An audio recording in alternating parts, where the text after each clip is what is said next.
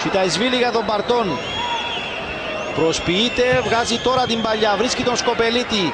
Τσιταϊσβίλη δεν βρήκε χώρο για το σουτ. Ξανά ο Μπαρτόν. Πάσα για τον Σκοπελίτη.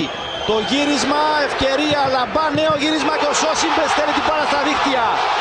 Λύτρωση για την ανόρθωση στο 81ο λεπτό και λύση από τον πάγκο και από τον Λούκα Σόσιν. Ακούτε τι γίνεται και βλέπετε ασφαλώς τις εικόνες στο Αντώνης Παπαδόπουλος, με την ανόρθωση να καταφέρνει να παίρνει ξανά το προβάδισμα στο 81ο λεπτό. Βλέπετε το κοντράστ των συναισθημάτων, η χαρά από τη μια των παικτών της ανόρθωσης και η αντίδραση των παικτών της ΑΕΛ, που βρέθηκαν πολύ κοντά στο να πάρουν βαθμολογικό κέρδος από τον Αντώνης Παπαδόπουλος, είναι πλέον πολύ κοντά στο να δεχθούν την ήττα. Για άλλη μια φορά η άμυνα της ΑΕΛ εκεί μένει εκτεθειμένη. Κοιτάξτε ο Σόσιν που είναι γύρω του ποδοσφαιριστές, όχι κοντά του όμως, πολύ περισσότερο κανένας μπροστά του. Εύκολη υπόθεση για ένα μεγάλο